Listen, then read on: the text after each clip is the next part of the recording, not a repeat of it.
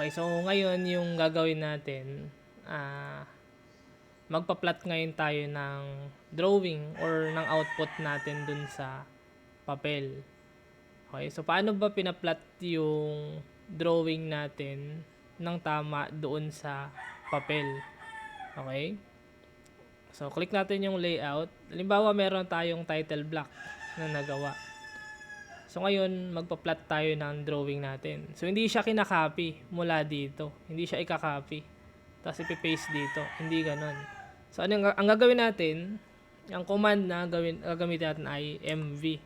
Ayan, mv or mview. Click nyo lang mview. Tapos, gagawa tayo ng window. Halimbawa, click natin ito. Ayan, yung corner ng borderline natin. Ayan. Tapos ito, halimbawa. Ayan. Ayan. Kung papansin ninyo, lumabas lahat dito dun sa ano natin, dun sa papel natin, kung ano ba yung laman ng model space natin. Tapos ang gagawin nyo lang, double click nyo lang ito. Ayan, double click. Ayan. Tapos zoom in lang natin kung ano ipa-plot natin. So dito kapag ka nagpa-plot tayo ng drawing natin sa papel, hindi siya basta zoom in or out lang. Okay? Hindi siya basta zoom in or out lang.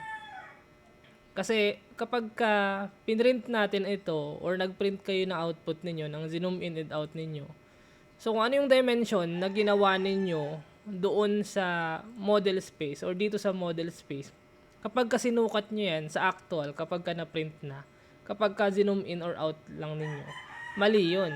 Okay? Halimbawa, ang nakalagay na diameter dito, 20 yung diameter. Tapos nagprint kayo ngayon. Pag print ngayon, sinukat yung diameter, hindi na siya 20. Ayan, kasi ang ginawa, ayan, pag i-double click nyo kasi ito, ayan, pupunta siya sa model space. Kapag ka sa labas naman, ito naman, paper space naman ito. Ayan. So, ang gagawin nyo lang, kapag ka nandito na kayo sa sa model space, ayan, punta kayo dito. Ayan, scale of the selected viewport.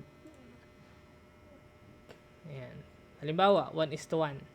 Ibig sabihin, ito yung actual size na nung drawing natin na galing dun sa model space. Kapag ka pinrint natin ito, nagprint tayo ng output natin, kung ano yung actual size dito sa model space, kapag ka sinukat natin to kapag ka na-print, ito na rin yung actual size na lalabas or parehas yung sukat na masukat ninyo. Ayan. So, scale nyo lang. So, ang purpose ng scaling, kaya tayo nag-i-scale para mag-fit ng maayos yung drawing natin dun sa papel. At the same time, para din dun sa mga dimensions. Diba? Para tama yung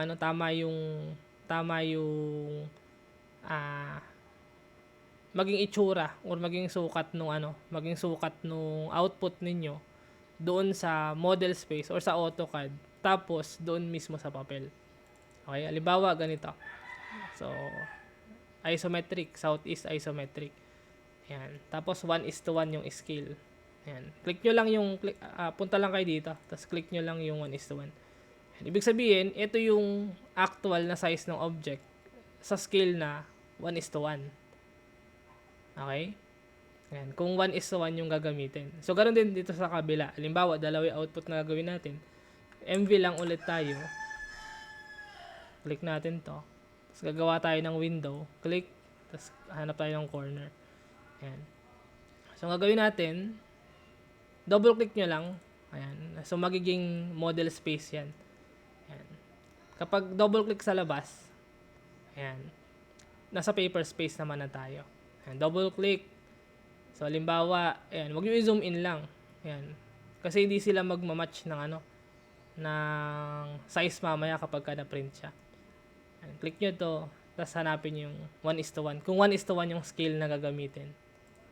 Ayan. So, ibig sabihin, ito yung actual na sukat ng device or ng object kapag ka na-plot na siya sa papel gamit ang scale na 1:1. Okay? So, ganito yung tamang pagpa-plot ng drawing sa papel.